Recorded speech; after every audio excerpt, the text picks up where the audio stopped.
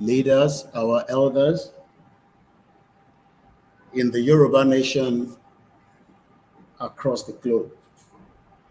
Mo kí gbogbo ẹ̀yin olólùfẹ́ wa, happy Sunday. Mo pé week yín lọ dáadáa. A dẹ̀ dúpẹ́ fún àǹfààní tí ẹ̀ ń fún wa létí gbọ́. Eléyìí tá tún máa bára wa sọ náà kò yàtọ̀ sí tí a ti ń sọ bọ̀. Bọ̀ gẹ́gẹ́ bí mo ti ṣe sọ fún yín pé lórí self-determination, Koikimedia bringing the world closer to your doorsteps. Today, the 21st day of the month of September 2025. Èyí ni Sunday tó jẹ́ the one towards the last. Tá bá máa fi mú next week Sunday. Oṣù yìí náà ti parí. A jẹ́ pé a ti ń palẹ̀mọ́ sílẹ̀ fún October. Mo wá bẹ̀ Ọlọ́run Elédùmarè kó túbọ̀ fi ìṣọ́ ẹ jẹ́ fún mi ní pen àti ààbò lé gbogbo wa lórí gẹ́gẹ́ bí ọmọ káàárọ̀ oòjíire. Mo kí gbogbo ẹ̀yin èèyàn wa pé èní ló pé 101 days tí a ti bẹ̀rẹ̀ Yoruba Nation Rally tí Emeritus Professor Adébánjí Akíntóyè tó ní ká máa ṣe. Olúkálùkù náà sì lè máa ṣe tọ̀dọ̀ tiẹ̀ so that kó lè máa add up nígbà tí a ti mọ̀ pé ọ̀nà tí a fẹ́ fi jáde kúrò ní Nàìjíríà, ọ̀nà tí ó ní ṣe pẹ̀lú kó má mú ìtàjẹ̀ sílẹ̀. Eléyìí náà ni olúkálùkù wa ṣe gbọ́dọ̀ máa ṣe gẹ́gẹ́ bí wọ́n ṣe ní ká máa ṣe nípa rally wa. Awareness ò ń ṣe tó máa ń tán lójú kan àbí lọ́jọ́ kan. Ìyẹn á máa create awareness, engagement títí tí ìta ń béèrè fún tó máa fi tó wa lọ́wọ́. Ìta ń béèrè fún ìṣe tó máa ń fúnyàn, èèyàn máa ṣiṣẹ́ fún tó máa fi kàn wá lọ́wọ́. Àlàyé tí a máa ṣe lálẹ́ yìí ó máa mú wa lọ sí ọ̀pọ̀lọpọ̀ tó ń lọ ní international world. Bí mo ti ṣe sọ fún yín tẹ́lẹ̀, gbogbo tó bá ń lọ nípa Yoruba Nation campaign tí ẹ báyìí tí wà sórí ìkànnì yìí, ó ṣeé ṣe kẹ́ má mọ̀ bó ṣe ń lọ pẹ̀lú àgbáyé.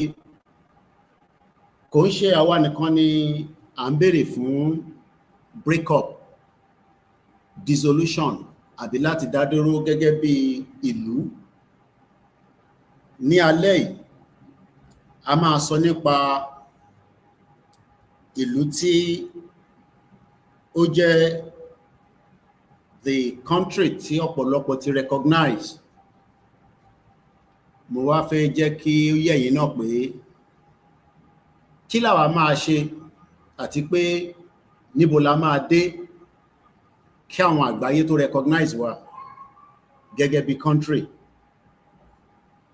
Àwọn ìlú tó recognize ìlú yìí, ìlú tí ó jẹ́ láàrin méjì, wọ́n náà wọ́n gbà, but diplomacy is still ongoing. So ẹ farabalẹ̀ kẹ́ jókòó kájọ wọnú ètò yẹn lọ. Lẹ́yìn ìgbà tí bá ti pé anthem, a wọnú ètò yẹn lọ. A máa sọ pọ̀lọpọ̀ Gẹ̀ẹ́sì, máa sọ fún wa pé kí ló dé tí a ṣe ń sọ English ìwọ nìkan kọ́ ni mò ń bá sọ̀rọ̀ torí ìwọ kọ́ ló fi fún wa ní Yorùbá nation torí ọ̀pọ̀lọpọ̀ nínú wa understand in tó ń pè ní diplomacy mo dẹ̀ ń ṣe journalist tí ó ń bá ọmọ Yorùbá nìkan sọ̀rọ̀ nígbà tá ti náà fẹ́ kúrò ní country a gbọ́dọ̀ plead lobby láti bá wọn tó jẹ́ countries around the world ó ṣeé ṣe káwọn náà máa gbọ́ wa so gbogbo nǹkan tá máa sọ lálẹ́ yìí ó máa gbé wa dé ọ̀pọ̀lọpọ̀ ìlú oríṣiríṣi ṣé bá mi retweet ẹ bá mi share èyí tó jẹ́ yín lógún fèmí nìyẹn bẹ́ bá pín àǹfààní ló ṣe fèmí àtẹ̀yìn bẹ́ẹ̀ bá dẹ̀ pín náà èmi nìkan kọ́ ni mo máa jẹ breakfast nínú Nàìjíríà gbogbo àná làjọ máa jẹ ìgbà tó máa kan olúkálukú ni kò mọ̀ kọ́lọ́ ìbẹ̀ Elédùmarè kó má jẹ́ kí a kọlu terrorist tí wọ́n bá negotiate torí pé wọ́n ní dá ẹni tó jẹ́ ọmọ Oǹdó Kwara Kogi Ọ̀yọ́ Lagos Ọ̀ṣun Èkìtì àbí wọ́n tó bá jẹ́ Christian Muslim àbóníṣẹ̀ṣe kò sí tó kan terrorist tí wọ́n negotiate pẹ̀lú ní Katsina tọ́lọ́n bá mú ẹ tó bá di pé ìwọ ló bá lọ kidnap so mo kẹ́yìn yan wa please share the program and retweet iṣẹ́ wa fúnlẹ̀ wa forílẹ̀ ìbí wa kàgbéga kàgbéga kàgbéga fàlérí ìgbàgbọ́ wa ni pé àti bẹ̀rù làbọ̀ mọ́ ká ṣiṣẹ́ ká ṣiṣẹ́ ká ṣiṣẹ́ ká jọlá ìṣọ̀kan àtòmìnira ní kẹjẹ ká máa lépa ìtẹ̀síwájú fọ́pọ̀ ire àtòhun tó dára ọmọ Oòduà dìde bọ́ sípò ẹ̀tọ́ rẹ ìwọ ni ìmọ́lẹ̀ ògo adúláwọ̀ àwa ni ìmọ́lẹ̀ ògo adúláwọ̀ èmi ni ìmọ́lẹ̀ ògo adúláwọ̀. Mo kí ẹ̀yin èèyàn wa káàkiri ibi tí ohùn bá dé gẹ́gẹ́ bí ẹ ti ṣe mọ̀ níléeṣẹ́ wa tí à ń pè ní Koikimedia in tí a dúró lé lórí àti tá ń béèrè fún kò yí padà ó sì wà níbi tó wà kò ń ṣe tó ń bọ́ sí níjọ́ kan kò dẹ̀ ń ṣe tó máa ń yá ọ̀nà tí ó máa fi yá òun náà ni à ń ṣe lọ́wọ́lọ́wọ́ yìí láti bá àwọn èèyàn sọ̀rọ̀ káàkiri gbogbo àgbáyé láti bá àwọn ìlú sọ̀rọ̀ káàkiri gbogbo àgbáyé ìdí tí iléeṣẹ́ yìí náà ṣe wà lára àwọn tí ó ń polongo fún an independent republic, independent nation, independent country. Ìgbà wo ló máa bọ́ sí, ìgbà wo ló máa yá, ìgbà wo la máa gbà. These are just questions on the lips of many people. Kò sẹ́ni tó lè sọ pé gbà báyìí precisely ní country yìí máa dé. Kò dẹ̀ sẹ́ni tó lè predict it. But in tí a lè ṣe òun ni pé ká engage ọ̀pọ̀lọpọ̀ àwọn ọmọ Yorùbá àtẹni tó fẹ́ àtẹni tó fẹ́ àwa tí a ti mọ kókó ìdí tá ṣe fẹ́ ká ṣàlàyé lẹ́kùnrẹ́rẹ́ fáwọn tí kò yé àwọn tó dẹ̀ ti yé náà ká jẹ́ kó túbọ̀ yé wọn pé Nàìjíríà ò lè ṣiṣẹ́ kò sí àlàyé tí a lè ṣe lé Nàìjíríà tó máa fi work mo ń wo àwọn tí wọ́n dispute pé Nàìjíríà ṣì máa ní future. Púpọ̀ nínú wọn náà tá bá add 20 years mọ́ age wọn lénìí. Nígbà tí a bá wo ìyàwó President Bola Ahmed Tinubu, ìyẹn Senator Remi Tinubu, she's 65 years old, according to the birthday tí ó ń celebrate. Ẹ bá mi add 20 years mọ́ age ìyàwó Tinubu, she will be 85. Tabarẹ́ni tó lè sáré bá mi ṣe maths, year wo gangan ni ó máa bọ́ sí ní ẹ̀yin tí ẹ̀ ń gbọ́ wa lọ́wọ́lọ́wọ́ báyìí. If the president's wife, Senator Remi Tinubu, tá bá add 20 years more age wọn, when exactly we should be 85? Mama dúró kí ẹ bá mi respond sí yẹn while we continue with the program. Mo kọ́kọ́ lọ kí ẹni tó jẹ́ adarí wa tí a gbà fún, tí a dẹ̀ gbà pé iṣẹ́ tó ń ṣe Ọlọ́run á túbọ̀ kún wọn lẹ́yìn, á dúró tì wọ́n, kò ní fi wọ́n sílẹ̀. A dúpẹ́ fún ọgbọ́n àti ìmọ̀ àti òye tí bàbá náà fi ń bá wa ṣe ìrìn àjò yìí. A dúpẹ́ pé bàbá náà ò gbẹ̀yìn nígbà tí ọ̀pọ̀lọpọ̀ àwọn bàbá kan ti fì sẹ́yìn látara pé kí ìran wa kó dúró. Ẹ ṣé gan ni. Wọ́n ní ìyàwó Tinubu will be 85 years old in 2045. Kẹ́yìn náà add the 20 years more age yín, I will be around, give and take. Tá bá wo age èmi náà gẹ́gẹ́ bí ọmọ Yorùbá, gẹ́gẹ́ bí ọmọ ìran ọmọ aládé, mo wá fẹ́ kí gbogbo ẹ̀yin tẹ́ ń gbọ́ mi lálẹ́ yìí ká jọ ní open mind, ká má fi sentiment sí ọ̀rọ̀ tí àjọ ń bára wa sọ yìí. Tèmi náà bá wo ọjọ́ orí mi lénìí, gẹ́gẹ́ bí gbogbo yín ṣe mọ̀, àwọn ń ṣe ẹni tí ọjọ́ orí ẹ̀ máa fi pamọ́. As a public figure, people need to know how old you are. Torí kó má di in the next 20 years kí má tún lọ mú ọjọ́ bí mi wá fún yín. Gbogbo eléyìí náà ló ń ṣẹlẹ̀ lọ́wọ́lọ́wọ́ nínú Nàìjíríà pẹ̀lú àwọn tí wọ́n jẹ́ olóṣèlú. Hardly do we know their authentic and original age. Ibẹ̀ kọ́ mo fi lọ. Tá bá wo ọmọ tó bí ní 1978, òun náà ti dàgbà díẹ̀, òun náà ti pé 47. So tèmi náà bá add 20 years mọ́ age mi, torí gbogbo wa máa dàgbà.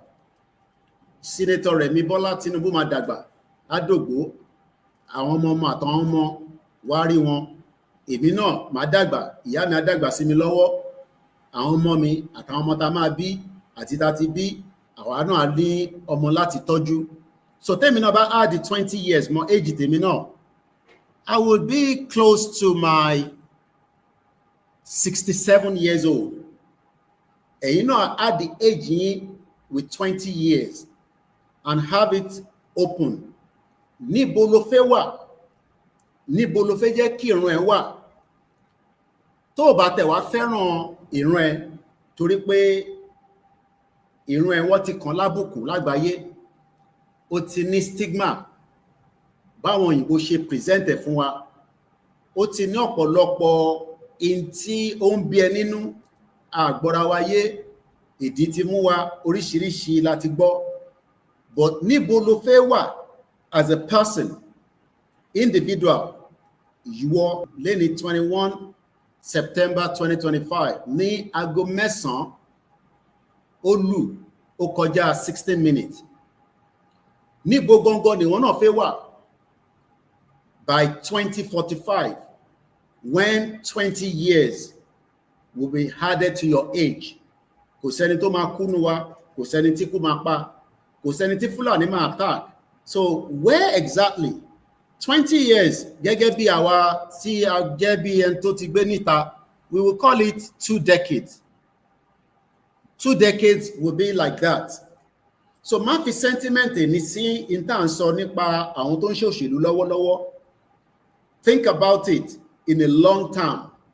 Think about it in where you want to be. Even tó bá sí nínú Nigeria, even tó bá wà nínú Nigeria, ẹni tó bá pé 85 years old by 2045, tó bá ti ṣèjọba rí, tó ti ní connection, tó bá mismanage, bí ìyàwó President Bola Tinubu, she's likely to have everything.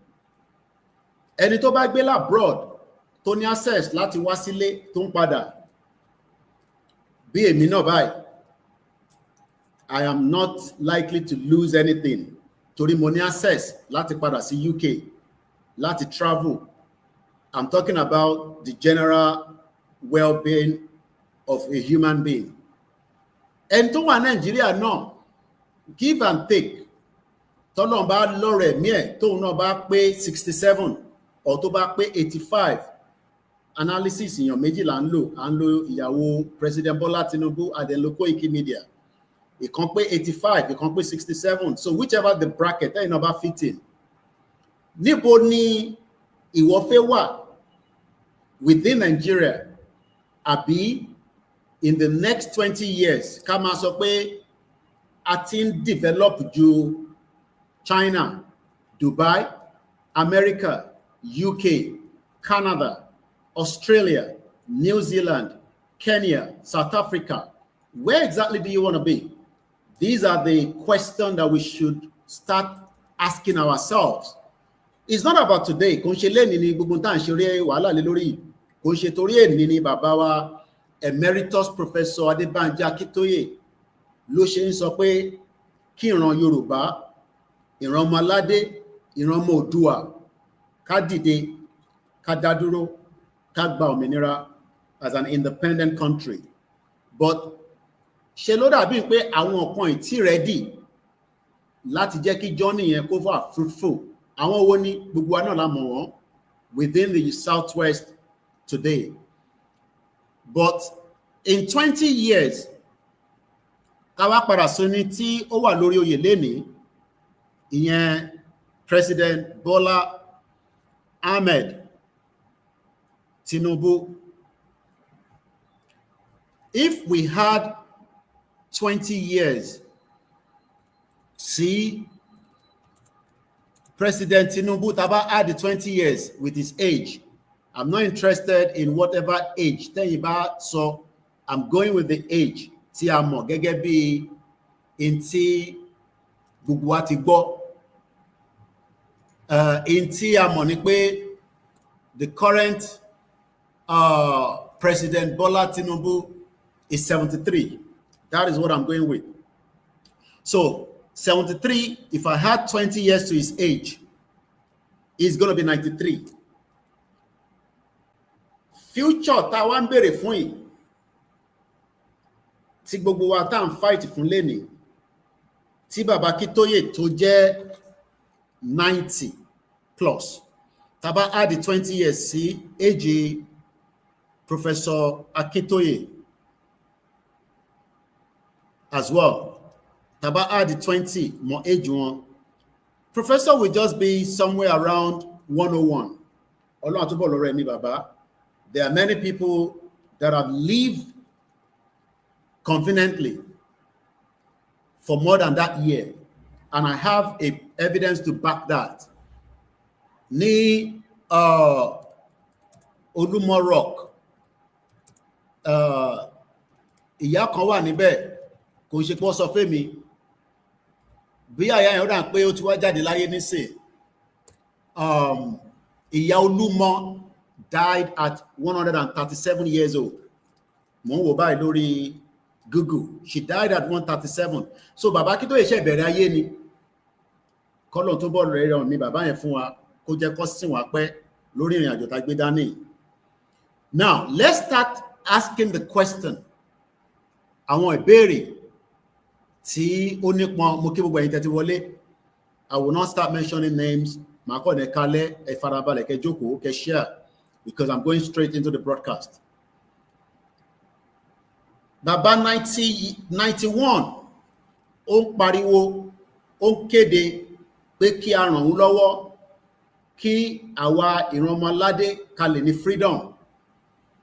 Bàbá 73 sọ fún wa pé àwọn ń ṣiṣẹ́ lórí bí Nàìjíríà ṣe máa ní progress, bí Nàìjíríà ṣe máa ní lọ síwájú. Two different individuals with two different ideology. The question is,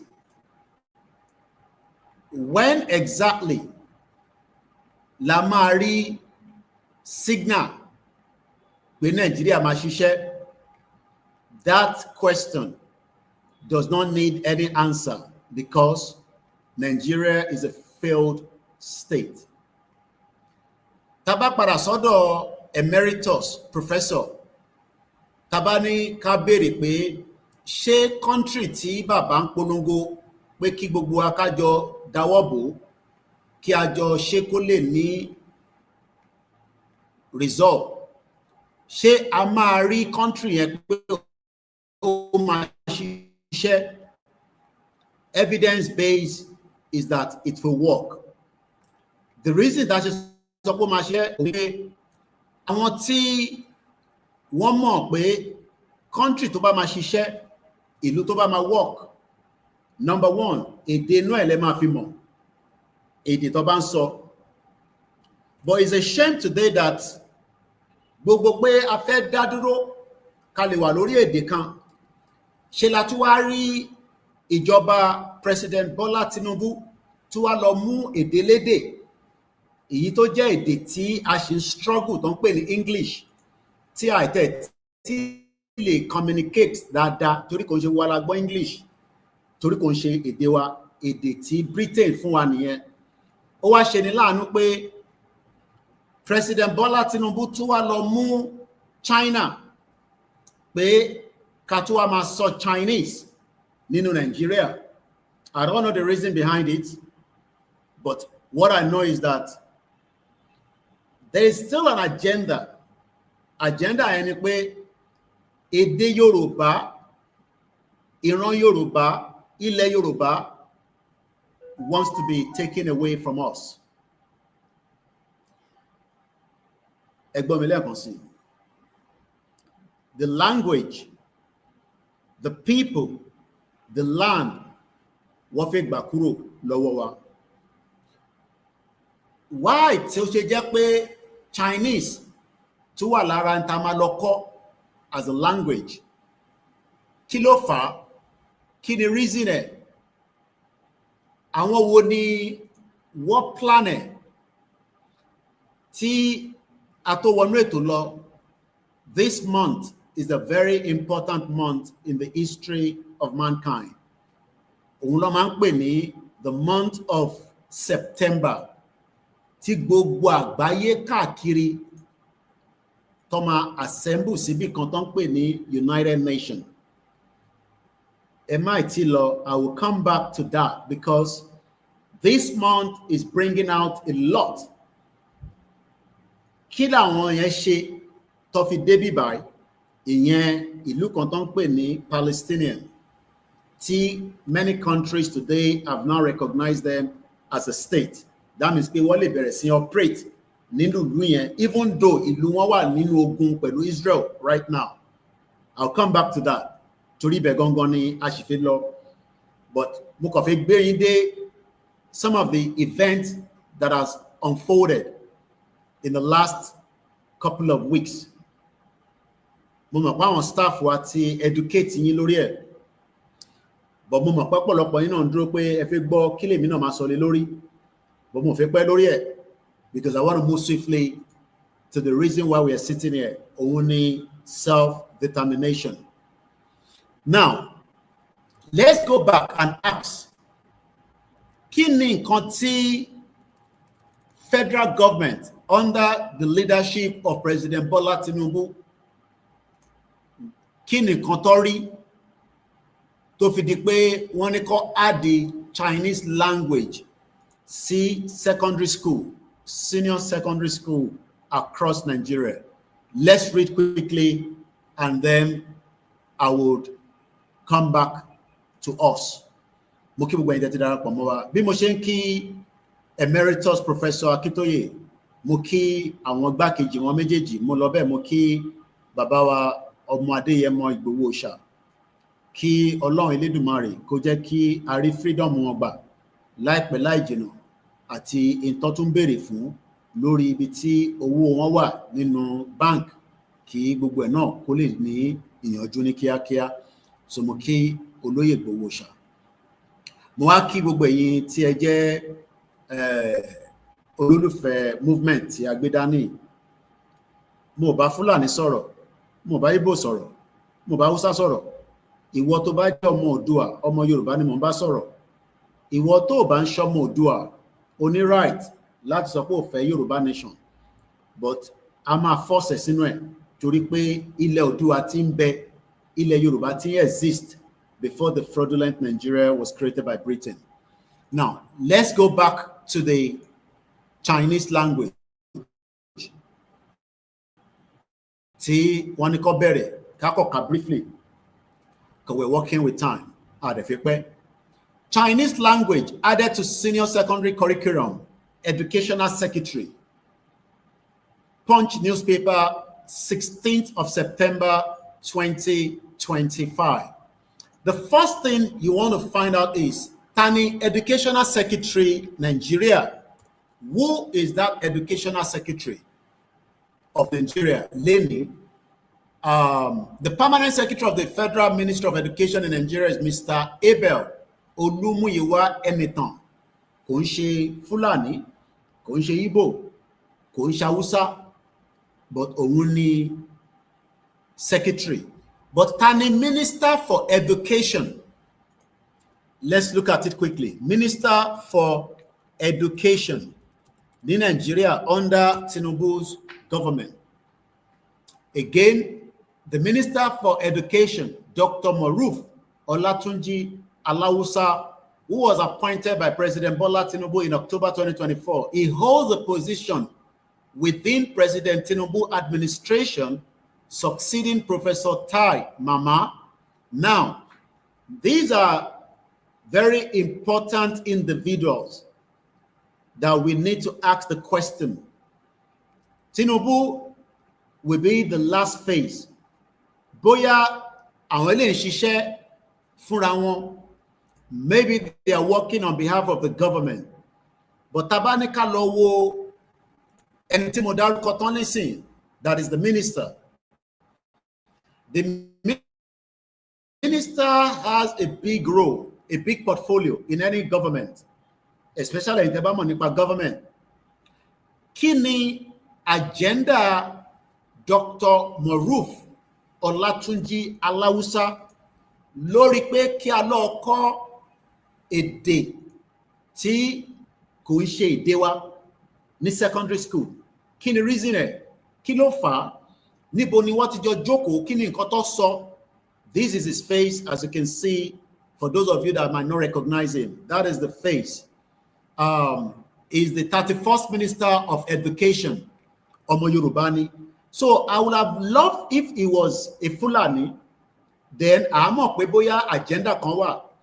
Mo sọ fún wa pé we are dealing with many things within the movement. Many things that might be very simple, but many things that can also bring chaos, and chaos that might not be resolved if we do not exit Nigeria now.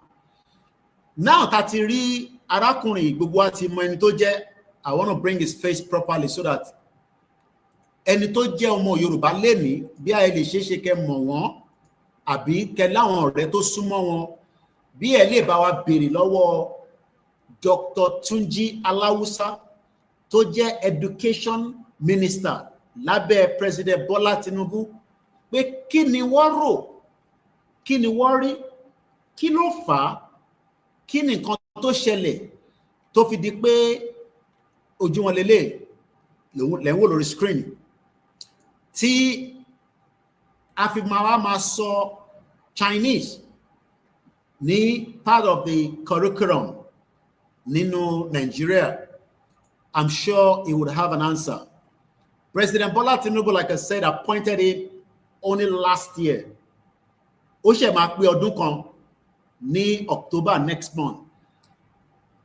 President Tinubu announced a change of guard in his administration. This was a cabinet shakeup led to the collapse of some ministers. While some ministers lost out in the exercise, Dr. Tunji Alawusa, the Honorable Minister of State for Health and Wealth for State, Minister of State for Health and Social Welfare, was announced and given a new portfolio. Kí ni ẹni tó ń ṣe health tó wá move láti health àti social welfare, because I think that is what we need right now. Many of our èèyàn wa ìyà ń jẹ wọ́n. Many of our èèyàn wa wọ́n wà in very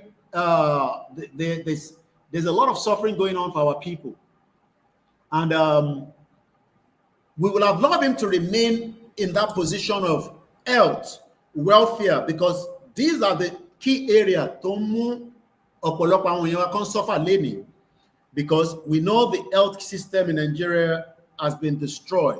I don't want to go into it. Social welfare, we know what it means. Why was it moved? But kakoko béèrè pé, is it knowledgeable in this portfolio now? Abi knowledgeable in the previous portfolio? Let's look at his record.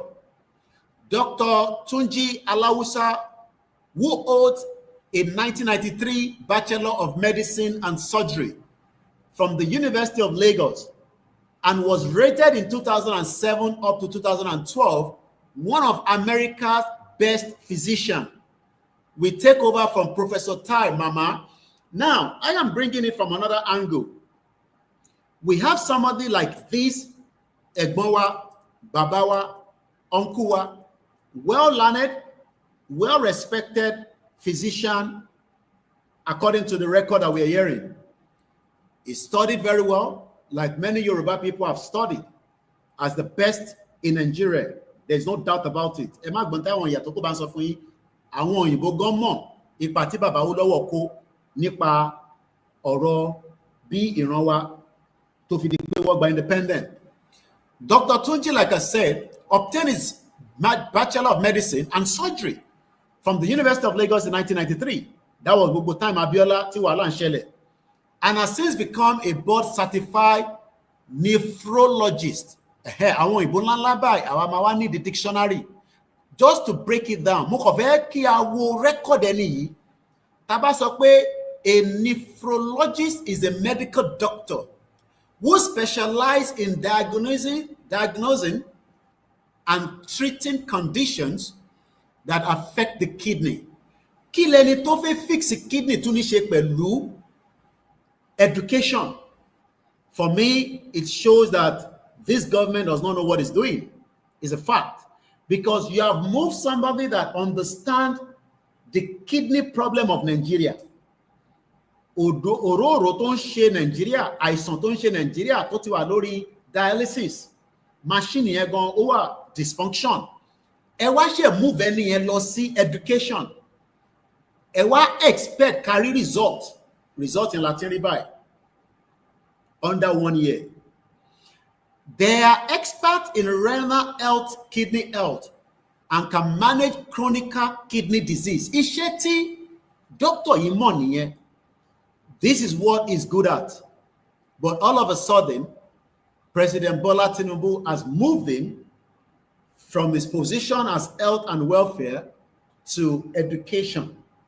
And now, nígbà tí bàbá yìí dé education, what he can do and what he understands is exactly what he's doing. What does he understand? He has decided to give Yoruba people, àwa tá ṣì ń sọ pé understand the English, àwa tá ṣì ń complain nípa èdè ni wọ́n fi ń gba ìlú. Ṣé kò ṣe pé China ti gba Nàìjíríà tán? Wọ́n kàn pretend fún wa. I have asked many questions, but I seem not to get answer, because àwọn tó fẹ́ fún wa answer when àwọn very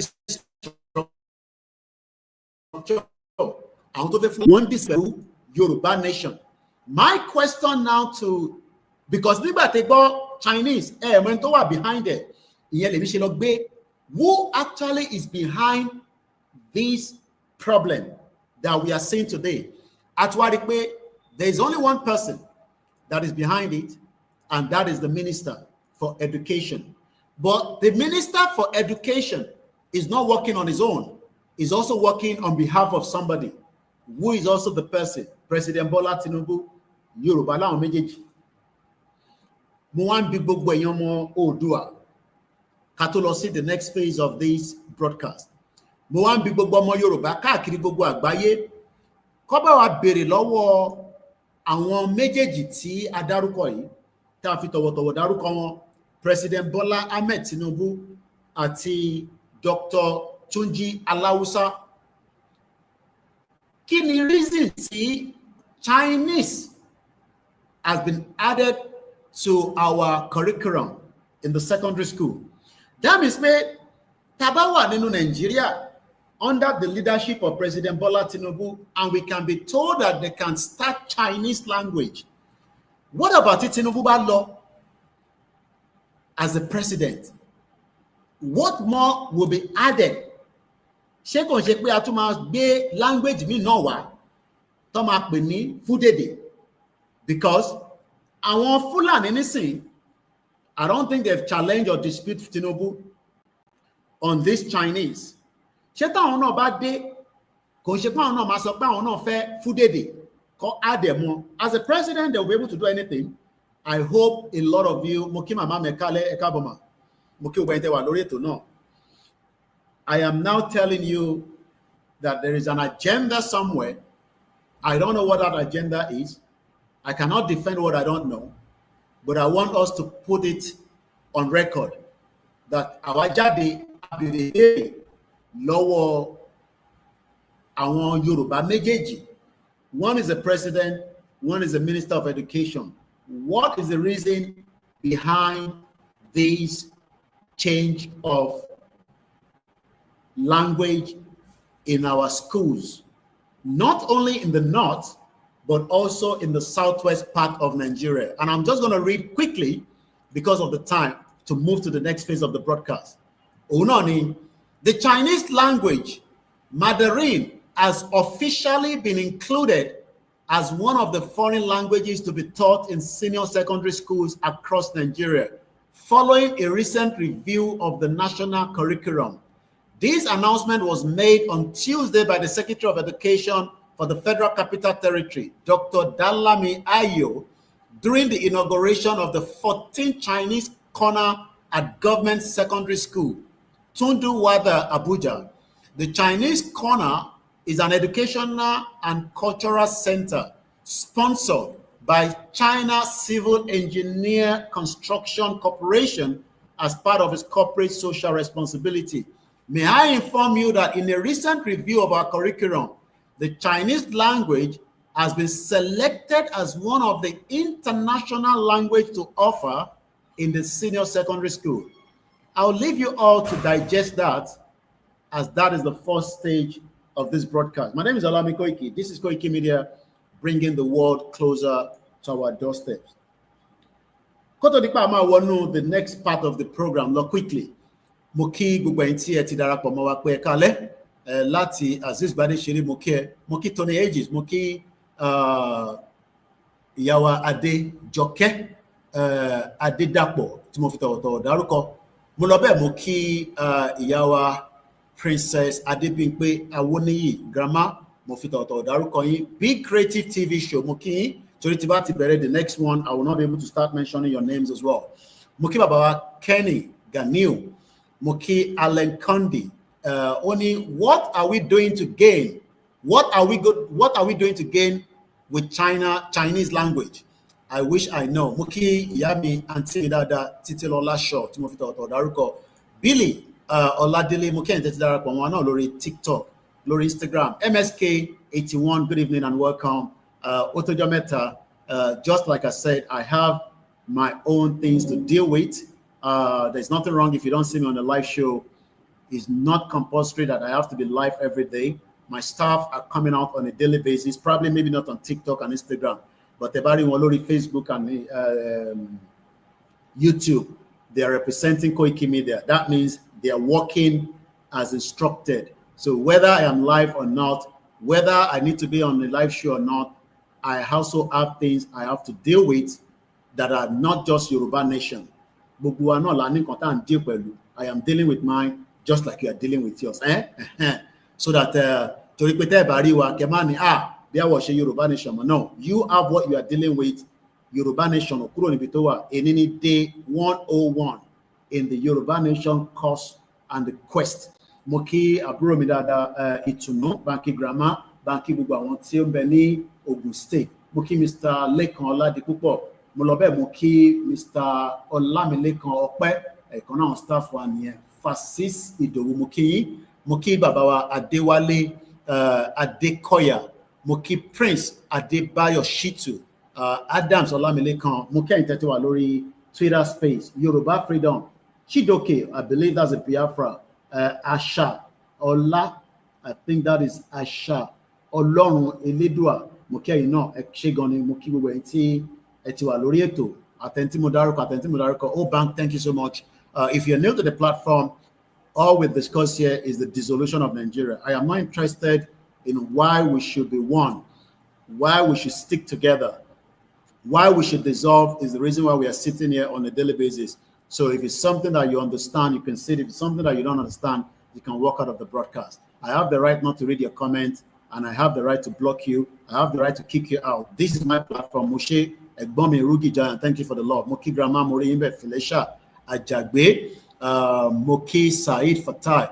Happy Sunday once again. In the next 3-4 minutes, I'll be going straight to the next part of the broadcast. Google broadcast here will be under 2 hours. I'm not sitting here for 3 hours. I've done 5 hours, 6 hours in the past. Whatever I say now has been said, but with new dimension, especially development are coming around the globe. The world is big. The world is not going to wait for you. No,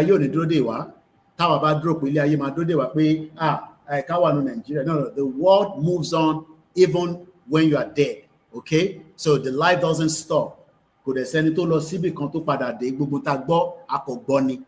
while we are on this earth, we protect, we defend, and make sure that our land, our language, and our people will be protected. I am not your governor. I am not your representative. I am not the one to come and cry. Governor, Igboho is not coming to help anybody. You should first ask the government to let him be free. And to be free, Igboho, as we speak right now, is still not yet free. So gbogbo ẹ̀yin tẹ́ ń pariwo Koiki ẹ sọ fún chief kó wá ràn wá lọ́wọ́ kó wá gbà wá ẹ sọ fún chief kó má lọ sí wọ́n lálàá ẹ bá lálàá ẹ bá má lálàá. Chief will decide what he wants to do at the appropriate time. I am a spokesman, but he has his own mind. He has his own thoughts of what is happening in Yoruba land. Òun nìkan kọ́ lọ́mọ Yorùbá kò jẹ gbèsè kò dẹ̀ gbọ́dọ̀ wá dáràn torí pé ó fẹ́ gbà wá sílẹ̀. And we will continue to protect him. We will continue to be there for him. As a media, I have told him that it does not matter whether I'm a spokesman or I'm not a spokesman. He would have my loyalty to the end. Intama fi dalẹ̀ ara wa Ọlọ́run jẹ́ kó gba wájú tèmi kọjá. So ẹ̀yin lẹ máa dalẹ̀ torí pé ọ̀dàlẹ̀ ló pọ̀ jù láàrin gbogbo àwọn ọmọ Yorùbá. So tẹ́ ń pé kó wá gbà yín ìgbà tá à ń pariwo ẹlẹ́mi àti chief la fi dá wàhálà sílẹ̀. Wàhálà dẹ̀ ti dé nísìn ká yanjú ẹ̀. Ìtẹ̀bá lè yanjú kẹ́ yanjú ẹ̀. So there are many things that you can do until chief thinks that okay, bóyá wọ́n need the support. For now, I don't think we're going to put chief in any danger. And if he says he wants to go, he will go. Kò sẹ́ni tó máa stop ẹ̀. Bẹ́ẹ̀ ni, ẹni máa kú ló máa kú, ẹni máa yè mo máa yè ni. Bẹ́ẹ̀ ni. And whenever he's ready, I will always be there with him. Àfi tí bá ní any reason, torí mo ní family láti lọ padà bá ní London. I've been around now in Africa. Tẹ́ bá calculate ìgbà tẹ́tí rí mi tí mo ní mo wà l'Africa. I'm still in Africa, but I have family as well. Mo ní láti lọ sí London at some point. Wọ́n restrict mi kí n má wọlé. Ìwọ ló máa lọ wá visa tó máa fi jápa. Tó bá lè jápa kó jápa. Tó bá dé lè jápa kó má jápa. But one thing is, ilẹ̀ wa will be protected and will be defended. Mo kí brother mi Olamide. So just 3 minutes, in 50 minutes, I'm going to start the next one because 2 hours to the dot, I'm going to end this broadcast. Mo kí brother mi Aziz Shakiru, mo kí ìyá wa Aji Olokun for the great work she's doing. Mo kí gbogbo àwọn media as well. I don't have to be mentioning names. Mine is an independent platform. It does not matter whatever I say here. What I say here is my view on this Yoruba nation. I know what is happening. I know at least what is happening. We don't need to tell you everything. But this month is the month of diplomacy. Ní ṣe diplomacy. Ẹ̀yin lẹ ní ṣe diplomacy. Diplomacy will be part of this Yoruba nation. It does not matter. What about body? Problem tiyín. The world is Americans sọ fún Afghanistan pé àwọn fẹ́ gba background padà. I don't think you know what background is. It's one of the American air base. Mo kẹ́ ẹ̀ tẹ́ ń gbọ́ mi lórí TikTok. Àwọn Afghanistan ti dá náà padà. Wọ́n náà ń kọ́ lónìí ilẹ̀ wa ní bíbá. Tó bá dẹ̀ ló fẹ́ wá gbà, má bọ̀. A defeat yín after 20 years. America kó gbàngbàrà wọn kúrò ní Afghanistan. Fúlàní ò ní kúrò lórí ilẹ̀ yín. They are ready to take the land. And they will use many methods. Kò ń ṣe Fúlàní tẹ́ ń rí tó ń negotiate tó ń gbé bọn tán. No. Mo sọ fún yín, Dangote is a Fúlàní, BU is a Fúlàní. Wọ́n pọ̀ bẹ́ẹ̀ o. Àtẹ̀tìrá àwọn ọmọ Yorùbá tó ń support wọn. Tàbá rí gbogbo àwọn ọmọ Yorùbá tó ń support àtàwọn ọmọ Igbo. There is an agenda, and that agenda is real. Bá ní kò rí problem tẹ̀ ní kọ́ni yẹn. So like I said, whether mo kí brother mi Daniel Adeyemi, mo kí gbẹ̀yìn tara London, mo kẹ́yìn mo kí Owóṣeni TV Martins, mo kí gbogbo Koikimedia staff for the great work you're doing. Owó ni the most important part. I have shared a couple of videos in the last couple of days. Terrorists in Starlink. I don't think some of you understand what they're doing. I want to bypass MTN. Want to bypass Airtel. Táwa bá wá sọ pé ní ìdòwò. Ẹ náà ní ìdòwò. Kí la fẹ́ fowó ṣe? Kí la fẹ́ fowó ṣe? Terrorists have enough money to fight and buy many of you. Yes. But tẹ̀rí tó gbé weapons síwájú yẹn. Let's start the second phase of the recording. So mo fẹ́ kí lè wọnú recording me as well. Koikimedia bringing the world closer to your doorstep. Èní ní 21/9/2025. Aago mẹ́wàá fi lọ lùbọ̀ ó kù ìṣẹ́jú méjìlá. That's 12 minutes to 12. Àwa máa ní 21:48. Mo kí gbogbo ẹ̀yin èèyàn wa. Mo kí màmá mi lẹ́ẹ̀kan sí ẹ kú rọ́jú. I will be back in London very soon. Màá tẹ̀ wá jẹ tí bá ti jẹ tìyàwó mi màá tó wá sáré lọ jẹ tọ̀dọ̀ tí yín náà torí oúnjẹ grandma oúnjẹ màmá yàn máa ó ní bó ṣe máa ń ṣe lára yàn. I've missed her food just like I've missed my children. Àwọn ọmọ mi ti ń bẹ̀rẹ̀ pé gbàgbọ́ mo fẹ́ dé mo ní máa dé ìgbà tí máa dé kò ní pẹ́ mọ́. Mo kí ẹ Azeez Badeshere for the love and the support. Mo wá kí gbogbo ẹ̀yin tí ẹ dúró tì wá tó jẹ́ pé ẹ̀yin ò wò pé a ṣe program. Mo kí bàbá mi Ṣóguyì. You continue that your support. Ní láti ṣe máa pariwo fáwọn àwọn tí mọ tó tọ́ tó yẹ. Ẹlòmíì mọ tó tọ́ tó yẹ bọ̀ kò fi ṣe. Ṣé rí terrorist ẹ̀ rí yẹn? They are working with Starlink. Àwọn ò lo MTN, wọ́n ò lo Airtel táwa ń lò yìí àti Glo àti gbogbo other network. Àwọn tí ń lo satellite. And what that means is that they have bypassed your security network. That's why they can operate freely within Nigeria, post things on TikTok, post things on Facebook, and communicate with the outside world. We know the agenda is real, but ẹ̀yin lẹ sọ pé agenda is real. So lè expect kí olóyè kó kọ́ máa pa gidi máa bọ̀ wọnú Nàìjíríà nígbà tí wọ́n ti fún ní freedom ẹ̀. He would love to, tó bá gba freedom ẹ̀, adé Kwara, adé Kogi, adé gbogbo bí tẹ́ ń sọ yẹn. But for now, he doesn't have his freedom. There's little he can do. So mo kí gbogbo wa, mo kí ẹ̀gbọ́n mi Gani Alagbala. I've not spoken to you today, but I know today is your birthday. Kémi nígbà birthday mi anyway.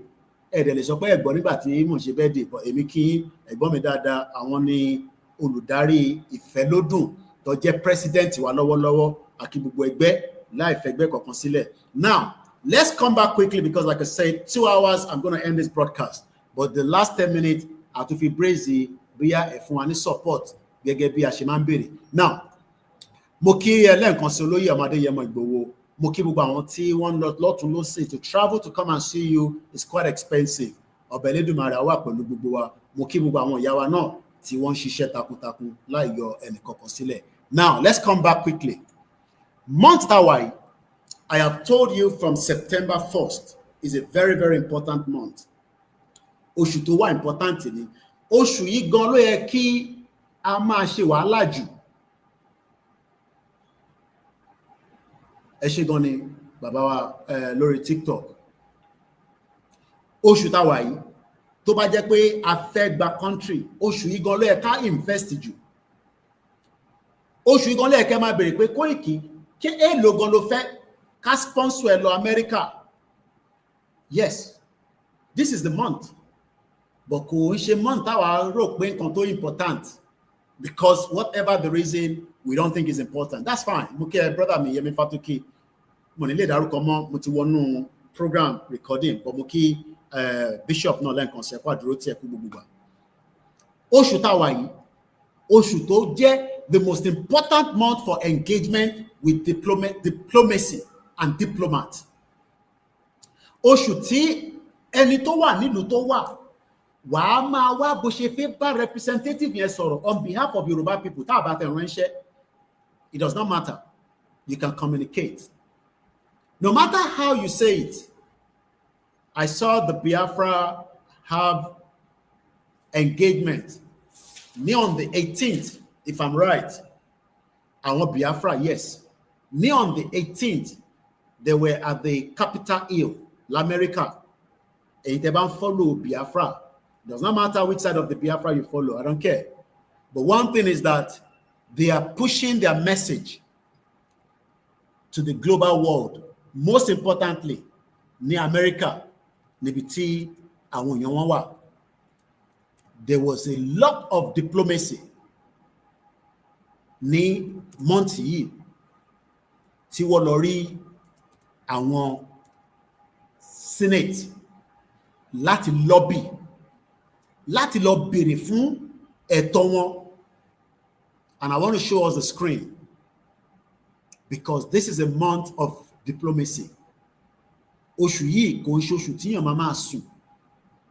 Oṣù tíyàn máa rọjú sílẹ̀ láti fẹ́ mọ̀ kí ló ń ṣẹlẹ̀ torí pé mẹ́wàá ń ṣẹlẹ̀ lẹ́yìn ayé tá wà lẹ́nu ibi tó bá mọ̀ sí ni but tó bá wà lórí platform yìí you are likely not to lose a lot. Let me take you quickly sọ́dọ̀ àwọn Biafra ká tó wá move forward. How they got it, I don't know. But I know these are not cheap. The 18th, I saw the advert that they will be there engaging and doing a lot of discussion. Whether aside they can support no Biafra, because whether or disputes, it doesn't matter. They are still moving forward. So in that world, Lori screen, right now, the history we long waited for is here. Our freedom is our right. First ever U.S. congressional briefing on Biafra. First ever of their briefing on Biafra. Mr. Rubin, 1971, a senior fellow at the American Enterprise Institute. It is good to see Biafra represented in Washington, D.C. Sorry, not Capitol Hill, Washington, D.C. Unlike in Finland, where we are going to arrest descendants. What you are looking at, I'm not going to play the video. Sorry, Twitter. But what you are looking right now is that they had engagement inside Washington, D.C. And that shows that a diplomacy and work, freedom, comes in different dimensions. They've made history. But I want to bring us back to some of the development that is happening very fast. And they are happening at a very fast pace. Owuni issue Palestinian and the world. I'm not going to go into the nitty-gritty. I'm not going to go straight to it that as of today, to get 21/09/2025, ìlú mẹ́rin sọ pé àwọn accept àwọn gbà pé kí Palestinian become a state. Ìlú mẹ́rin ọ̀tọ̀ọ̀tọ̀. ẹ farabalẹ̀ kẹ́ gbọ́ mi. Ìlú mẹ́rin wọ́n náà wọ́n gbà pé Palestinian ó gbọ́dọ̀ jẹ́ state. Àwọn wo ni ìlú náà àti pé kí ló fà á, kí ni nǹkan tó ṣẹlẹ̀ táwọn ìlú yìí fi accept pé kí Palestinian the country? Kí ni nǹkan tó rí? Ṣé ẹ̀mí tó ti sùn lọ ní Palestinian lálẹ́ yìí pẹ̀lú àwọn tí wọ́n ti pa ló fà á, àbí kí ni ìdí tí àwọn ìlú yìí ṣe dìde? A mọ̀ pé àwọn ìlú yẹn ti ń sọ pé àwọn máa gbà pé kí Palestinian the country, but more than 100 years after the Balfour Declaration and 77 years after the creation of Israel in the British Mandate of Palestinian, UK has now formally recognized Palestinian as a state. What a fast development that is happening in the Middle East. Mo fẹ́ kí bí ṣe ń sọ̀rọ̀ yìí, mo fẹ́ kí ẹ̀mí tí yín máa padà sí how Nigeria was made in 1914. Ó ti pé 111 years or thereabout. But at what push, at what cost, ní Britain máa fi padà lè sọ pé àwọn recognize Yorùbá, Biafra, Hausa àtàwọn ẹ̀yà tó kù ọ̀dádúró? At what point? Kí lẹ̀yin rò pé ó lè ṣẹlẹ̀ before they can accept to recognize us as a state? We know this is one of the most difficult questions tí many people fẹ́ mọ̀.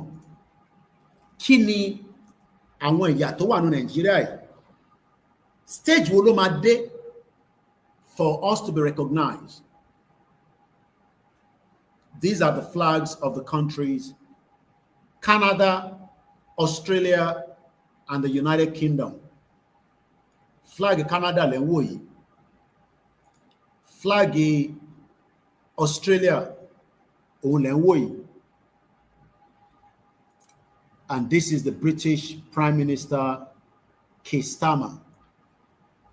Today, to revive the hope of peace for the Palestinians and Israel and its two-state solution, the United Kingdom to join in Nigeria papọ̀ has now formally recognized the state of Palestine. What a very fast-moving development in the global world today. What does it mean? The UK formally recognized the state of Palestine. These are the joint statement coming from Australia, and that's the Palestinian flag. Ìbéèrè tèmi náà wá ń bi ẹ̀yin tí a jọ jẹ́ Oòduà nation, Yorùbá nation, tí a fẹ́ dá dúró gẹ́gẹ́ bí orílẹ̀-èdè. At what point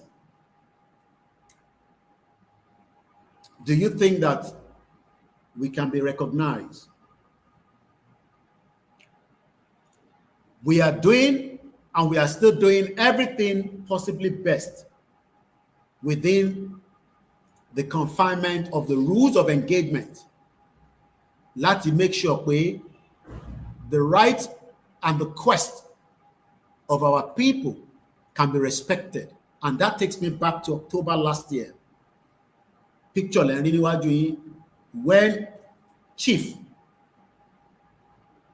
Dr. Sunday Igboho, including myself, Prophet Ológunolúwa, ẹ bá ń rí Igboho ní gbogbo ibi tá a ti lọ sọ́dọ̀ àwọn ọba, Ológunolúwa ló máa ń wà lẹ́gbẹ̀ẹ́ wọn. Èmi á wà ní either a máa ń jọ ń dúró, a máa ń fún ní guiding, protected. But nígbà tá a lọ, Ológunolúwa flew from America as the youth diaspora wing of the Yoruba nation. Tabade to sọ nípa mega rally. These are the people that are sponsoring most of. Pé wọ́n kọ́kọ́ máa ṣe rally ní that same Washington DC. Àdúpẹ́ fáwọn mega rally àti Ológunlúwa. Àtàwọn tí wọ́n jẹ́ crew wọn àti Ìlànà àti all those. He flew down Gbedu Leri to kickstart from the right-hand side. Olugbedu magazine. Some of you know him on the TikTok. Ìyá wa Alhaja Adeyeye. Gbogbo tí ẹ rí tá máa ń lò yìí. And apart from that, he has invested everything pé kí ìran ẹ̀ lè ní àṣeyọrí lórí Yorùbá nation. Ìyá wa tẹ̀lé wa lọ. Fatai Ogunribido tó bá ní ẹni tó kọ́kọ́ lè sọ pé American Embassy ní UK sọ fáwọn pé Nigeria kò ń ṣe country mọ́, but àwa là ń renew ẹ̀ every year àbí every 4 years. He was in a meeting, very, very exclusive meeting at the American Embassy many years back. Tó sọ fún wọn clearly pé àwa la lọ ń renew Nigeria torí ìbò ta lọ ń vote. Many of you might not know this. Fatai Ogunribido was privileged in that meeting. A very staunch, strong supporter of Yoruba nation. There's no doubt. Gbogbo blood ẹ̀ pátápátá látòkè délẹ̀ tẹ́ bá jí tẹ́ bá ní kó dìde Yoruba nation ni, Oòduà nation, whatever you want to call it. He was also with us. Then the last woman is the vice president of the Felodun Àpapọ̀ Lẹ́nì, tí a mọ̀ sí Kentos Abebi. Has a very big shop in Manchester, but is investing everything she has because gbogbo oúnjẹ tí wọ́n ń tà náà ní Manchester tó wá láti Nigeria, Southwest ní gbogbo ẹ̀ tí ń wá, but kò bá dáa tó bá jẹ́ pé a bá ní country tiwa, púpọ̀ nu wa tí à ń struggle nílé tá a ríṣẹ́. These are the many jobs. I can give you their name because they are a business operating in the UK. And I'm one time their brand ambassador, Oluolu. Google it. I was one time the ambassador of Oluolu in the United Kingdom. Plantain crisps, Oluolu in the UK, should be produced in Nigeria, but what produced a lot in Nigeria. I will not tell you where they're producing it from, but it's not produced from Nigeria. And I know that they are bringing in nothing less than 4 containers every month. 40 foot, loaded with different varieties of Oluolu plantain crisps. Good business operating in the UK. Èyí tí ẹ níṣẹ́ nílé, èyí tí ẹ ní iṣẹ́ tẹ́ ń ṣe. These are the jobs that these kind of businesses would have created in Nigeria, mostly in the Southwest anyway, because a ní ilẹ̀ láti fi gbin ọ̀gẹ̀dẹ̀. So all we need to do is ọ̀gẹ̀dẹ̀ mélòó la máa gbìn tó máa fún wa ní production plantain crisps tó máa di export. Kò ń ṣe plantain crisps nìkan ló ń tà, wọ́n tà epo, wọ́n tà pounded yam. But I am very in the knowledge that their plantain crisps is not produced in Nigeria. It can. There's no reason why they produce in Nigeria. Kódà tó bá tẹ̀ jẹ́ pé a máa lọ máa kó ọ̀gẹ̀dẹ̀ wá tó à ní ọ̀nà fọ̀gẹ̀dẹ̀ inú Nigeria ni. But I'm not here for that. Mo kàn fẹ́ kẹ́ mọ̀ pé the month of diplomacy la wà yìí. And if we continue on the pace of what we are doing, the question is, when would Britain recognize Yoruba people on their right to the freedom? When? Ó máa pé 1 year exactly, the next month, tí Olóyè wá deliver letter fún the British Prime Minister pé àwọn ọmọ Yorùbá a fẹ́ dá dúró. Bàbá wa Emeritus Professor Akintoye wọ́n gbé Ìgbòho dìde, flew into the UK, flew into London, had a fantastic rally from the BBC. Títí dọ̀la, the BBC refused to broadcast any of our image. But the same Yoruba people are defending the same BBC Yoruba nílé. You can tell that we have problems.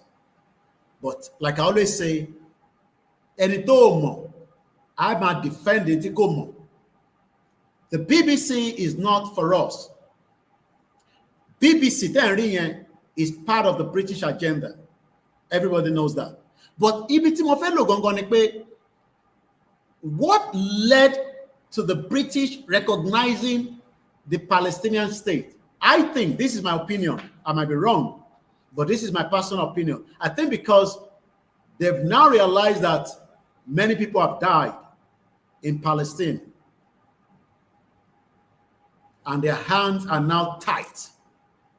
They have no other choice than to accept the truth. There might be other reasons. My question now is, èèyàn mélòó ló máa kú nínú Southwest? I'm talking about Southwest now. Àti mọ̀ pé ọ̀pọ̀lọpọ̀ àwọn èèyàn ti kú nínú Nàìjíríà. But èèyàn mélòó ló túbọ̀ máa kú sí before Britain accept to recognize? They are not going to give us a country. Don't get me wrong. Tabandro máa fún wa ní country. They are not going to give us a country. Because àwọn eléyìí náà kò recognize ni, kò ṣe pé wọ́n fún wọn ní country yẹn. Àwọn recognize pé country ni wọ́n. But ní ibi tó wà yẹn, ní region tó wà yẹn, wọ́n ní operate because Israel ò ní jẹ́ kó operate. Israel ti jáde. I'm not going to go into all that. I have posted that. You can go on my Facebook and read all that. Israel ti jáde lẹ́sẹ̀kẹsẹ̀ pé kò sí tó jọ. Àwọn ò ní ever gbà pé kí Palestinian dá dúró gẹ́gẹ́ bí country. But in tèmi kàn fẹ́ fàyọ ńbẹ̀ ni pé at what point should we expect Australia, Canada, Britain, and many countries that have given Palestinian a recognition that is very, very unique and important, especially when by this week, all countries around the world will be traveling to the United Nations General Assembly that is going to take place this week. Very, very important week for the UN General Assembly. This is the time that pressure has worked, but at what cost? Is it at the cost of lives or at the cost of what? Ṣé ó dìgbà tí Fúlàní bá pa gbogbo wa tán tó invade wa, the world will accept that Nigeria needs to be divided? Because Nigeria is a failed state. I don't have to go into all the analysis about failed state. I've done that already. I've just decided to use that topic. Failed state. While Nigeria's fragile democracy is facing an uncertain future, there's no future about it. But it is the interest of everybody to accept the truth that this country failed and it is not likely to prosper. So as the UN General Assembly is about to kickstart this week, and with many atrocities happening across Nigeria, should we just accept that? Kò ń ṣe fault àwa pé àìtí fẹ́ jẹ́ kí Nigeria kó pín. We want Nigeria to break so that we can have a better future. But there seems to be many countries backing Nigeria today in the international world that doesn't want Nigeria to break. And that means it will be very difficult for you to just sit on social media and say, Nigeria, go makmi, bye, Nigeria. No, that is just for educational purpose and for engagement. But we must think about how soon do we want the dissolution of Nigeria? Do we want it now? And like I said, do we want it after Tinubu is 93 years old, Babakito is 101 years old, Koikimedia is 67 years old, or Remi Tinubu is 85 years old? That's 20 years from now. If care is not taken, you will run Nigeria again for 20 years. Yes, if care is not taken. And the reason why I said so is because Tabak Padaseyi, from what Britain said in these, many things have been coming out from the British government regarding this. If I take you back and give you my screen again,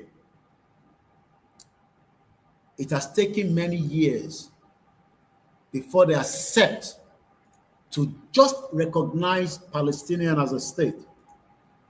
It has taken 110 years now.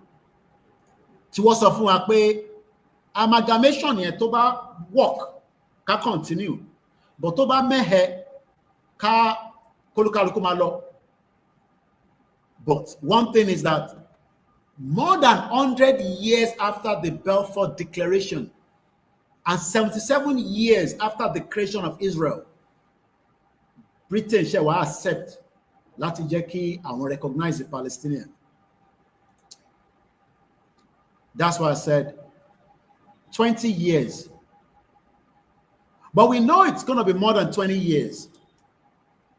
Torí wọ́n ti fún wa ní clue yẹn that by 2075, that is when David Lammy gave us the clue on his visit to Nigeria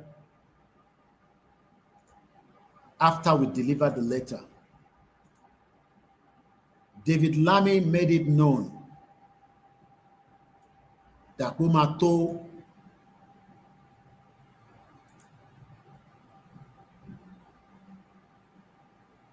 (2075)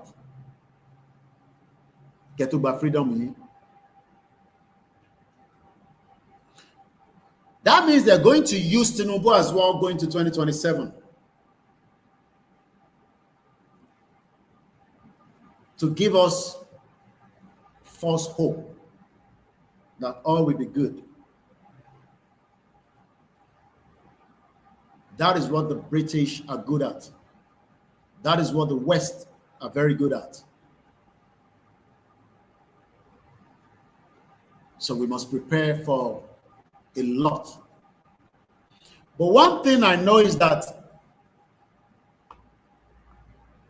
from the way I'm thinking, all this Fulani agenda that we're crying out, all this cry, Fulani, Fulani, Fulani, it is all part of the game, with Tinubu included.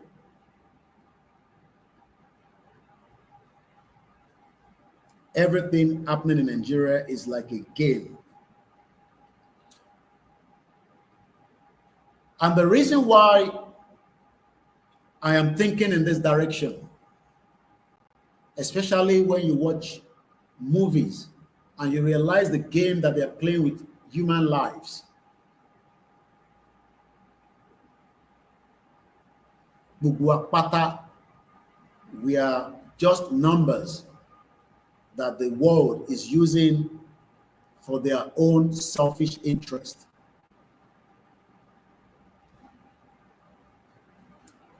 (2075) is about 50 years from now.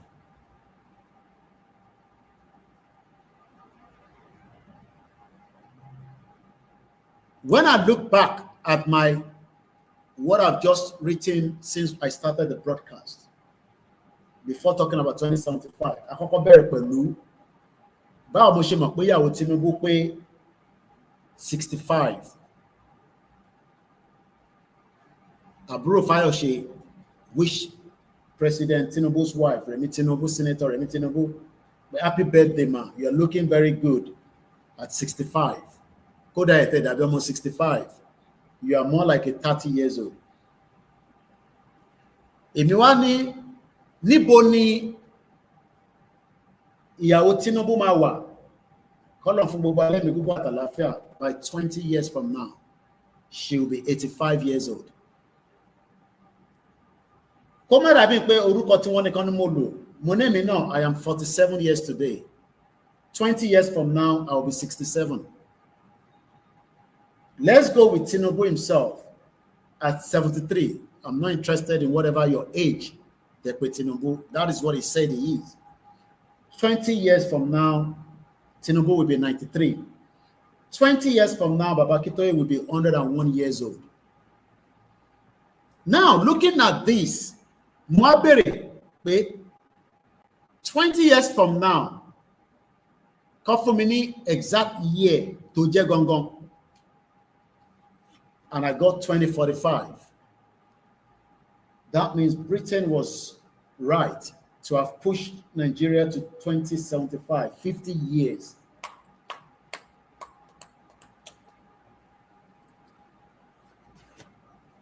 What can we do? Should we sit back as a lame dog and allow the external force operating? Tinubu will not be able to operate independently on his own. Nigeria, because Tinubu is just one of the machines operating on behalf of the external force, don't pay Nigeria, just like all the previous presidents. They are just operating. Nigeria is now like the machine to need to exist further, even though power fair key machine go end, can kickstart machine me. Don't pay ni ile odua. But I don't think most of us understand that this is not what the world agbaye, this world, that is not what they want.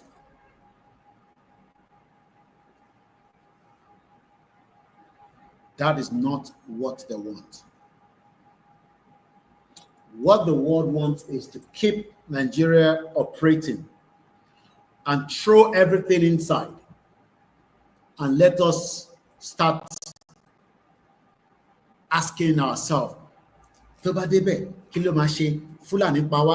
all these is just a lot of distraction. Often any language, you know, one thing all this is not going to end, because what is set timing to one is that fold up. But what is going to happen for the fold up of Nigeria? What do you think is going to happen? I know what is going to happen. I'm not going to tell you on the social media. I know what is going to happen for that fold up, but I'm not going to tell you. But whatever and whenever that time comes, I pray we will all be alive to witness it. So as this month of the United Nations General Assembly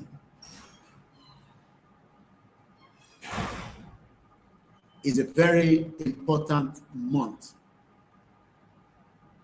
is a month of push of countries speaking with each other to see what they can do with other countries, because the world is changing and the world is moving at a very, very fast pace. Sometimes it's going to be difficult for us to catch up because of our daily calls.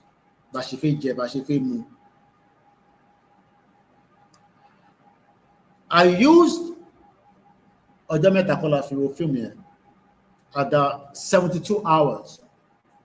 Mo film contemporary the bunker billionaire bunkers. Tebani Netflix, right? A fine time, Kellow.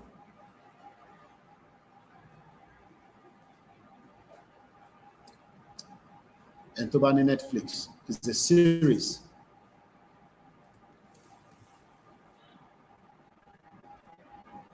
We are all just part of the game for the world.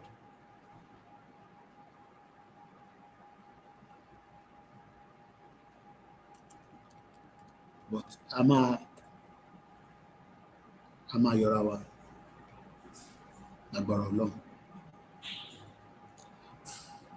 Ọ̀nà tí a fẹ́ fi yọra wa yẹn, òun ni gbogbo wa ṣì ń try láti figure out.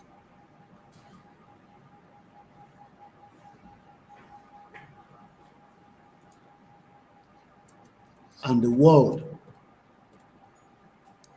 does not want us to go and become who we are.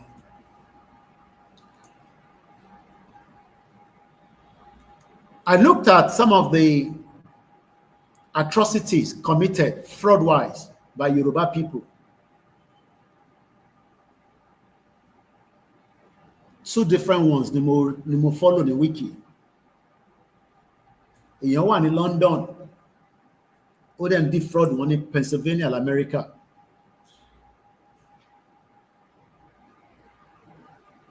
By changing the domain of the country. I'm not going to go into all the details. I'm sure some of you have seen the story.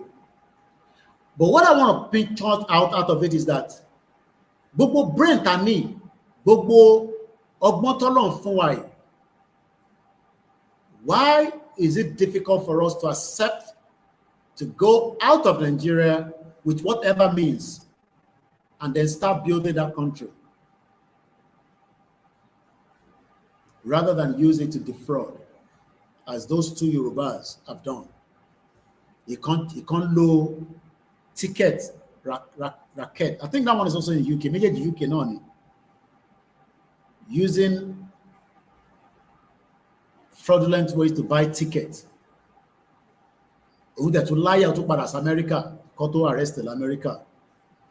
The cage and FBI lower be láti London. Ẹ wo gbogbo brain tí a ní.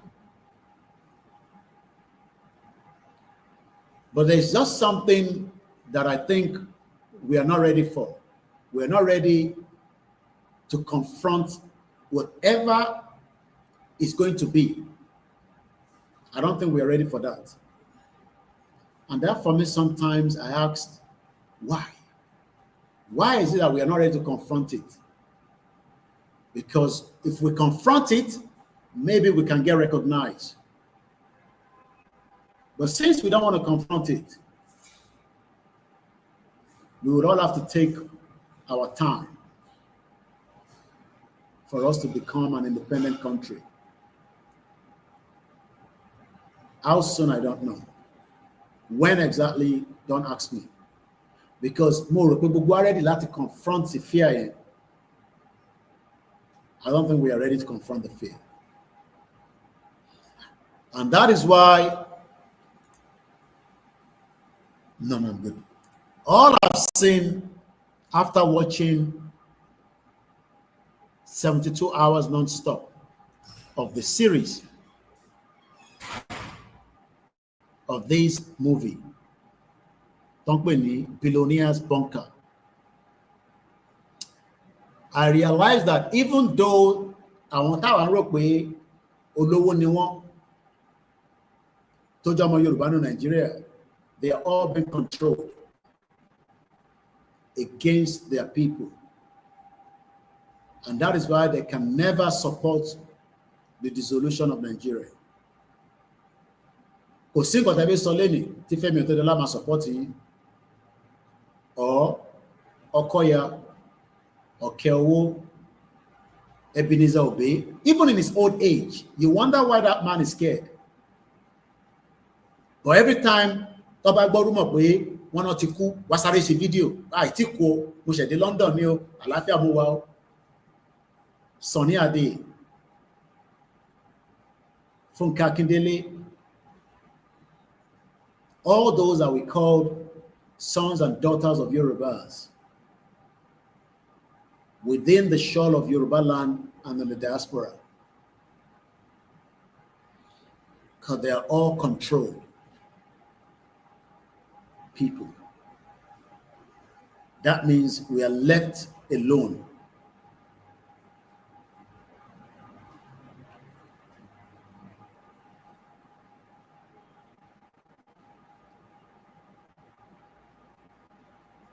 We are left alone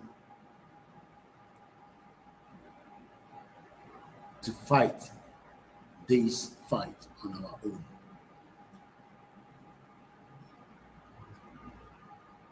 Kò sẹ́ni kankan tó máa support yín láti ràn yín lọ́wọ́. I just want you to let you know that. Before you can think of any recognition by any country. They do come out for any recognition about my recognize Yoruba nation. We must go all the way out of our comfort zone. Anything short of that,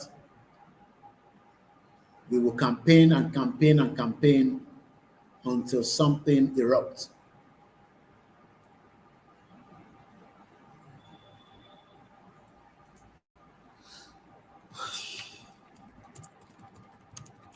But one thing I want us to understand is that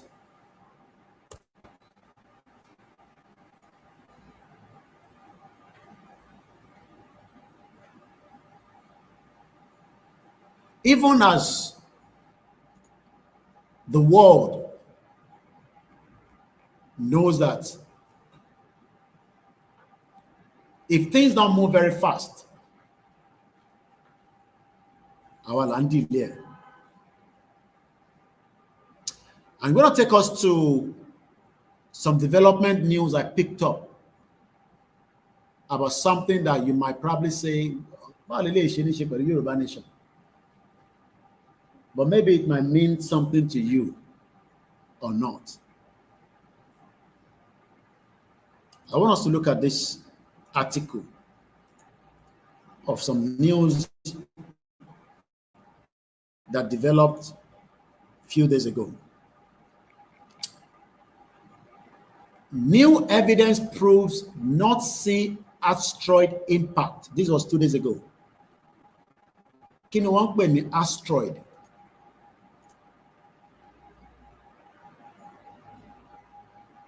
Asteroid is a minor planet, an object larger than a meteoroid that is neither a planet nor an identified comet that orbit within the inner solar system or is co-orbited with Jupiter. Asteroids are rocky, metallic, icy bodies with no atmosphere, are broadly classified into C-type, M-type, or S-type. Or something around it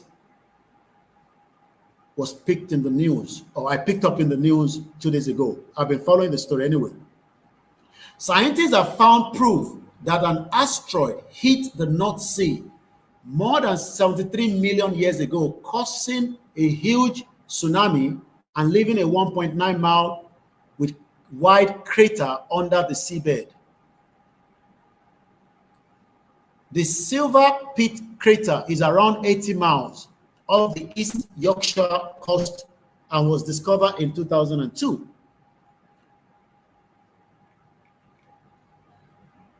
Why is it that we don't want the world to discover us? Kí ni nǹkan tá à ń bẹ̀rù tá a fi jẹ́ kí gbogbo àgbáyé kó discover wa? Even though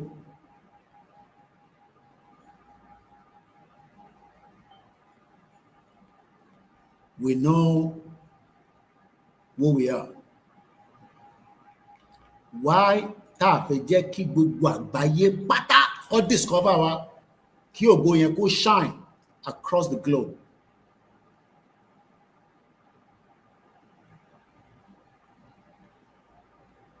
Why?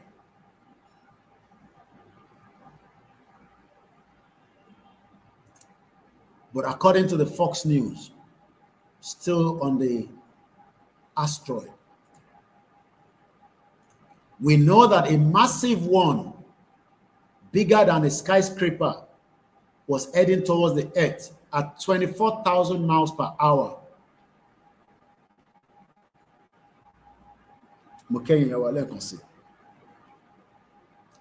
Let's pick that news from the Fox News. We're 28 minutes to the end of this broadcast.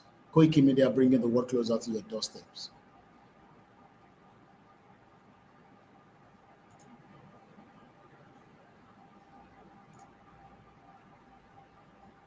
It seems that we love just going around our YouTube channel, Kilon Sonibi, as if all those things that we say will give us a Yoruba nation. What will give us Yoruba nation is we conquer our fear once and for all.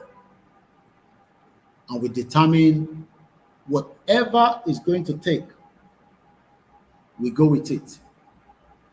But it seems that only few of us are ready for that. The majority doesn't seem to care. Let's quickly give you the background to that Fox News story. The headline, massive. Tó bá sọ pé nǹkan massive, àwa nìran tó wà massive. Àfi wá jáde, àwa ń bẹ̀rù pé tá bá jáde kí ló fẹ́ ṣẹlẹ̀? Tá bá jáde kí ló máa happen? Ta ló máa accept it? Ta ló máa fún wa ní recognition? But we are even fearful of the steps to take láti move forward for whatever reasons. But asteroid tó ń bọ̀ láti kíbi tó bá ti ń bọ̀, wọ́n kàn lè sọ pé ó ń bọ̀, but wọ́n lè detect pé báyìí ló máa jábọ́ sí. Moving at more than 24,000 miles per hour. I'm sure some of you know what that means. The average person tó bá tẹ̀ drive kò fẹ́ parẹ́, wà drive 160 miles per hour. Can we imagine tó bá jẹ́ pé Yorùbá nation people, àwa ìran ọmọ aládé, àwa ọmọ Odùduwà, we are moving at that 24,000 miles per hour. Nǹkan tó bá kọlù wá kó kọlù wá, but òun náà mọ̀ pé òun fara kọlù nǹkan. But we have been deceived by lies. And that's the reason why the movement seems not to be moving forward, because lies, you know, people will tell you, oh, ilé má ṣẹlẹ̀, and eventually, because some of our people are still looking into either the government or the world to make decision on our behalf.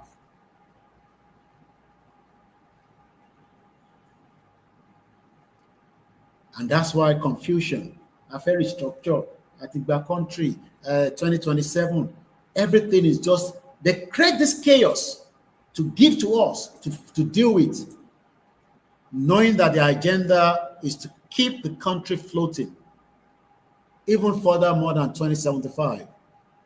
So just to end the broadcast quickly, a massive asteroid bigger than a skyscraper is heading towards the earth.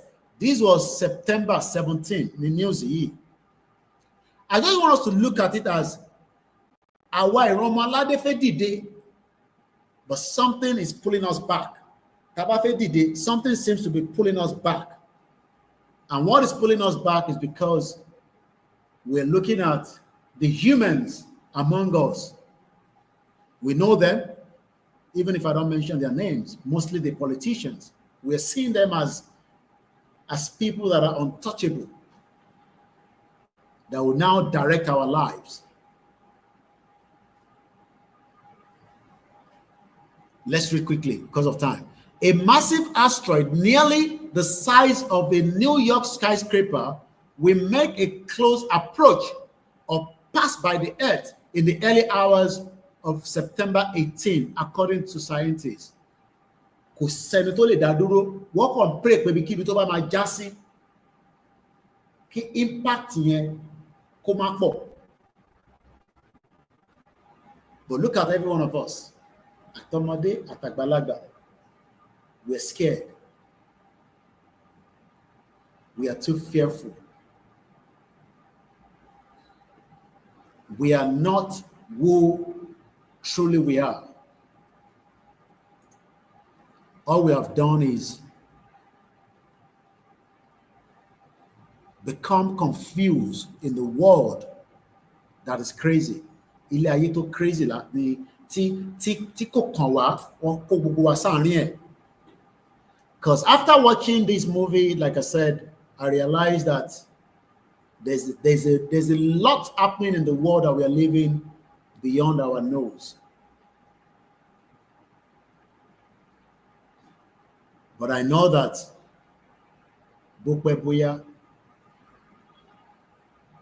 what will eventually lead to the dissolution will not be longer than what they want.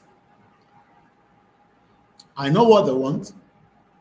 In táwọn fẹ́ ni pé kó pẹ́ kó má tètè yá, but I know it will not be for them. And that's how far I can take it tonight. Koikimedia, bringing the world closer to your doorstep. Mo kí gbogbo ẹ̀yin tí ẹ darapọ̀ mọ́ wa ní àṣálẹ́. Ọba Elédùmarè á fi ọgbọ́n òye tá máa fi parí ẹ̀. There's no amount of sending YouTube link, watching Koikimedia, what can lead to the final call. Ìkí gbogbo akádìdì pátápátá. But I don't think we all want to stand up. We want to get Yoruba nation, but we are not ready to stand up to complete the job. And the world is deceiving us with many things happening that has nothing to do with us. What needs to happen is focus on our own land and do whatever needs to be done. If not, we'll be here tomorrow, next year, the year before, and something might happen, and 1 year, 1 month, it will eventually click.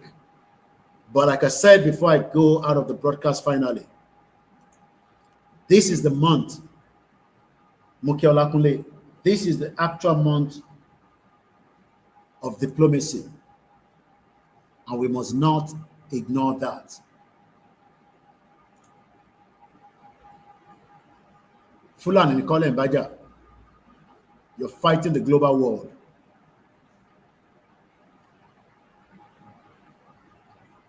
And the global world doesn't want you to rise up.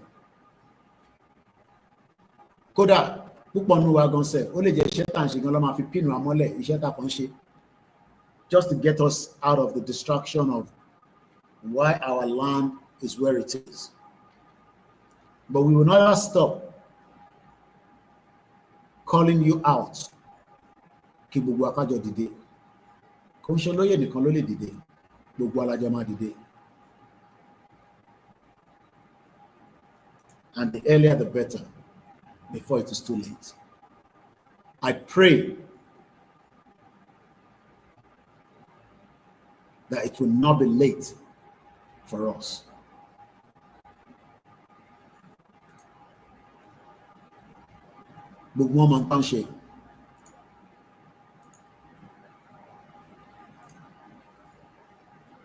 I want to say more, but I'll just leave it for now. Koikimedia, bringing the world closer to your doorstep. Have a very nice week. I might be off again for a couple of days. Like I said, my staff will continue to operate and educate us all. We will continue to be here to defend and protect using the media. But the media cannot finish the job. Buying, selling, talking, Yoruba nation has to happen off the social media. Like an asteroid. Don't travel at 24,000 miles an hour. Imagine, before you go to sleep, if Bubuaba move at 24,000 miles, Bubuaba only move because they've used a lot of things, from the food to the information we hear. Hey, ẹlòmíì ò kọ́kọ́ tí ṣẹlẹ̀ o. Gbogbo tí wọ́n pààyàn tó ń ṣẹlẹ̀ nílẹ̀ Yorùbá lẹ́nìí, nǹkan kan tí ṣẹlẹ̀. Nígbà tí nǹkan bá ṣẹlẹ̀ gangan, kò sẹ́ni tó máa pariwo hey ha, everybody will react. As far as I'm concerned, nothing has happened. So now when people send me the video, I just watch it and I delete it. It's valid post, my post, it's valid visual status me. Because I think that we have been used by the world as a tool for distraction itself. I get distracted just like you. But I know one day, Biasha Oloye, ojú ló ń kán ìbòjì, òun máa débẹ̀. Ìgbà tó rùn máa débẹ̀ là nímọ̀, òun máa débẹ̀. Orin Alamasun, have a blessed week, and God bless you all. Koikimedia, bringing the world closer to your doorstep. Mo kí àwa Dúpẹ́ Agboola, gbogbo ẹni tí bá dárúkọ, ẹ má fi ṣèbínú, bàbá wa Débísí Adébóyè, mo kí yín. Yoruba nation no retreat, no surrender. We will not stop campaigning, but like I said, asteroid is who we are. The world is scared of us, but our opposite, our ń bẹ̀rù àgbáyé torí pé àwọn òpó ìta bá ṣe níbo la ti máa ráta, níbo la ti máa rí epo, níbo la ti máa rí this, when everything is with us. Mo kí gbogbo ẹ̀yin tí ẹ wà káàkiri gbogbo different communities. Bye for now. God bless you. Ó dàárọ̀.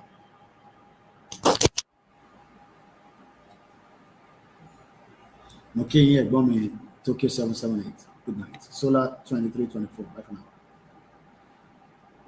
Ẹ ṣé gan ni o. Èṣùfẹ́mi mo kí yín. Thank you so much. Àṣàbí Smiley Beauty láti Èrúwà mo kí yín sister mi. Àdúrà wa gbà o. Ó dàárọ̀.